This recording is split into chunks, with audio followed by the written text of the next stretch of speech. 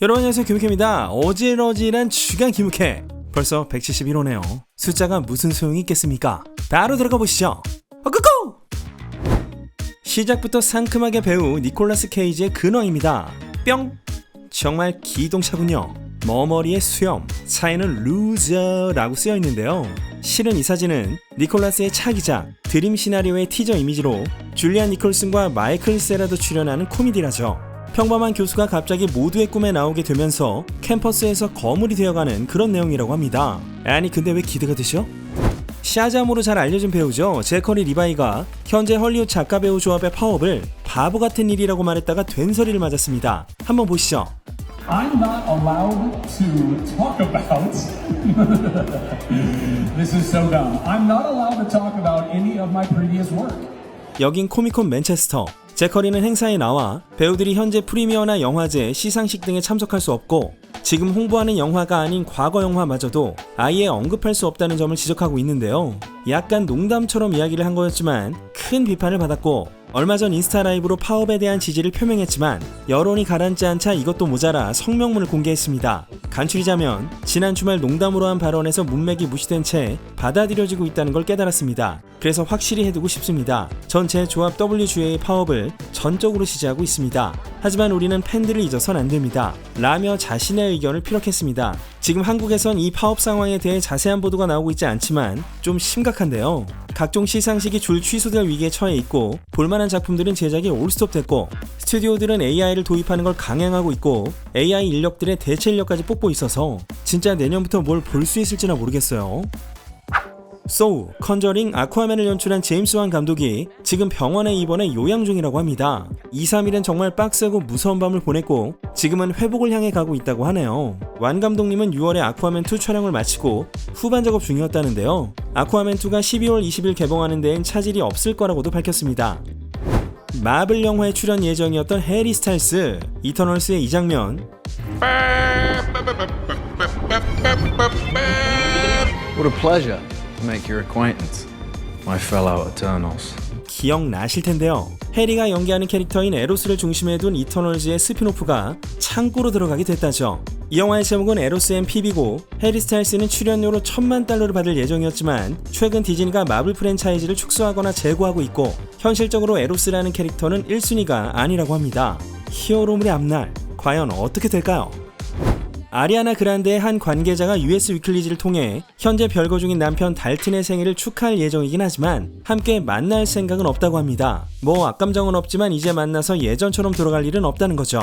불륜 및 열애 보도에 대해서도 아리아나는 현재 침묵 중인데요. 팬들도 실망이 이만저만이 아닌 상황이라 곧 입을 열지 않을까 싶고요. 특히나 아리아나에 대한 비판이 점차 커지면서 아리아나의 친구와 지인들이 거리를 두기 시작했다는 보도도 나오고 있습니다. 우정에도 금이 가고 있다는 거죠. 아리아나의 한 익명의 지인은 혹시 남편이나 남자친구가 있는데 아리아나가 옆에 있다면 남편과 남친을 걸어 잠그라는 경계성 발언도 남겼네요. 그리고 역시 예상대로 나탈리 포트먼과 벤자민 밀피에도 별거에 들어갔습니다. 결혼 11년 만에 이렇게 됐네요.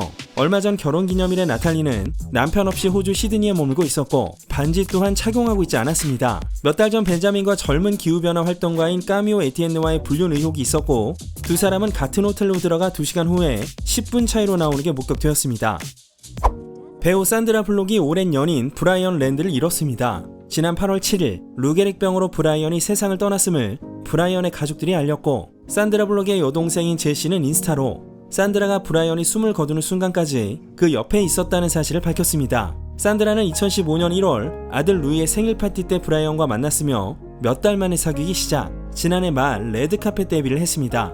산드라가 평소에 연애에 대해 공개하지 않는 것으로 유명했는데요. 2021년 12월 레드 테이블 토크에서 브라이언이 자기 평생에 가장 사랑하는 사람이라고 밝힌 바 있었고 브라이언의 간병을 위해 1년 동안 배우 일을 쉬기도 했습니다. 2022년 3월 채닝 테이텀과 출연한 코미디 영화 더 로스트 시티 프리미어 때도 브라이언을 볼 수 없었는데요.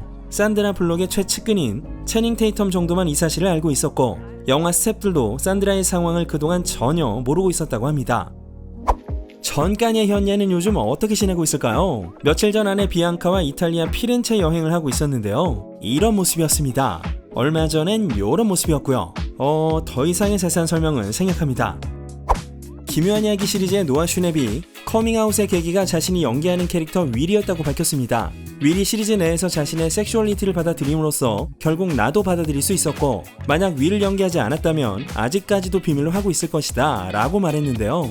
올 6월엔 인생 최초의 프라이드 퍼레이드에 참여하는 등 자신답게 사는데 열중하고 있다고 합니다. 특히 절친인 11형 밀리 바비 브라운에게 몇 번이고 말하려 했지만 결국 털어놓지 못했고, 어느 날 파티 용품점에 같이 갔을 때 페이스타임을 걸어 밀리 나 게이야 라고 말했다죠.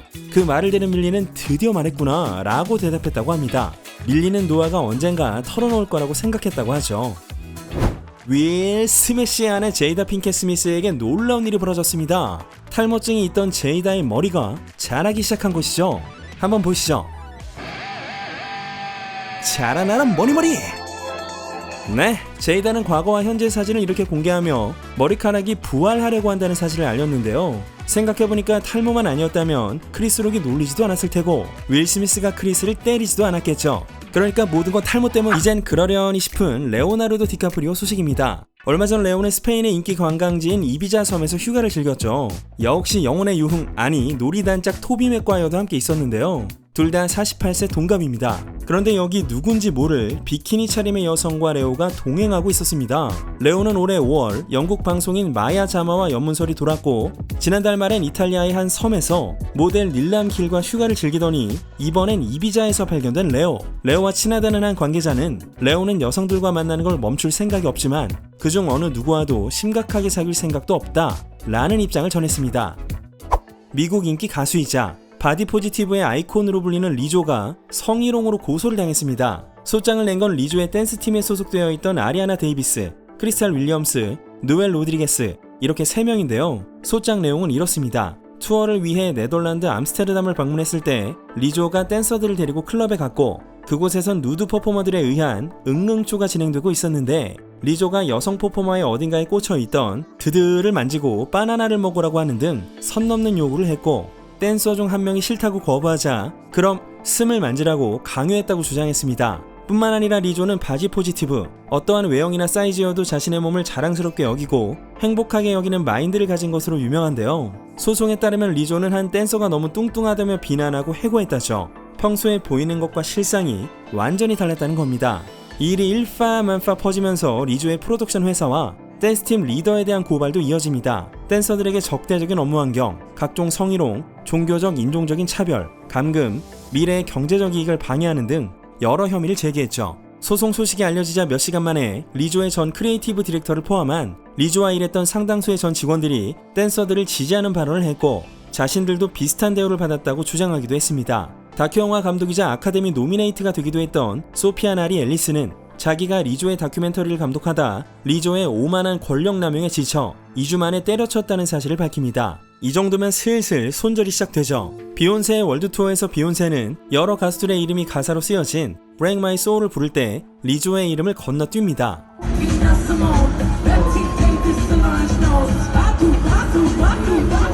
이어서 나온 보도도 재밌습니다. 리조는 약 3년 전 암스테르담의 한 라디오 방송에 출연해 네덜란드의 바나나 라이브 응응쇼에 가고 싶고 좋아한다고 밝혔습니다. 이곳의 이름은 바나넨 바로, 리조는 이미 몇 년 전부터 여길 가고 싶어 했었다는 거죠.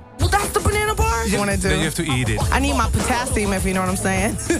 2021년에 발표한 빌보드 탑 10에 올랐던 곡 루머스도 도마 위에 오릅니다. 카디비랑 콜라보한 곡이었는데요. 몇몇 여자를 잘라내야 된다, 비밀 유지 계약을 입 밖에 내지 마라, 날 다 고소하려 하네, bitch 난 신경 안 써, 모든 루머는 사실이야 라는 이 노래 가사가 지금 상황과도 딱 겹친다는 겁니다.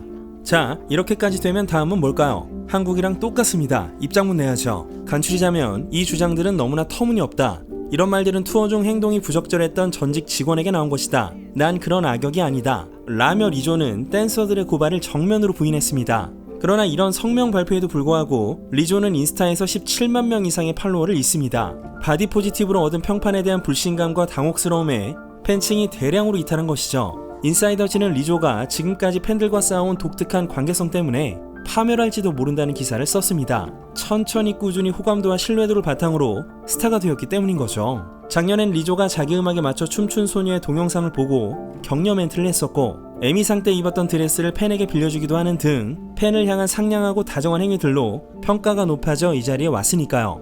그리고 급기야 3명의 댄서들이 굿모닝 아메리카에 출연해버립니다. 여기서 리조의 성명은 위선적이고 펀치를 맞은 것 같은 충격을 받았다. 리조는 플러스 사이즈 여성으로 당당하게 굴지만 본질적으로 지방 공포증을 우려하는 사람이다. 그리고 암스테르담의 바나나 사건에 대해 말하며 눈물을 흘리기도 했으며 왜 빨리 관두지 않았냐고 묻자 리조를 보조하기에 충분한 존재가 되고 있어서 라고 밝혔네요. 이젠 옹호자들이 나올 차례입니다. 일론 머스크의 전 연인인 가수 그라임스는 리조는 항상 모범적인 모습만 보였다며 리조를 지지한다고 밝혔죠. 일도 하나 둘 캔슬되기 시작했습니다. 리조가 스자와 공동 헤드라이너를 맡을 예정이었던 메이드 인 아메리카 페스티벌이 취소되었고 취소 발표문에서 리조의 법적 트러블은 언급되지 않았습니다. 현재는 리조의 투어에 참가한 6명이 임금 미지급 신고를 한 상태라서 앞으로 갈 길이 멀어 보입니다. 정말 잘못하면 한 큐에 날아가는 건 만국 공통이네요. 네, 오늘은 여기까지. 일본이 오펜하이머 때문에 난리난 진짜 이유와 실사판 지옥 멸망전 3편 영상도 공개가 되었으니까요. 함께 봐주시면 감사하겠습니다. 지금까지 주간 김용태 K였습니다.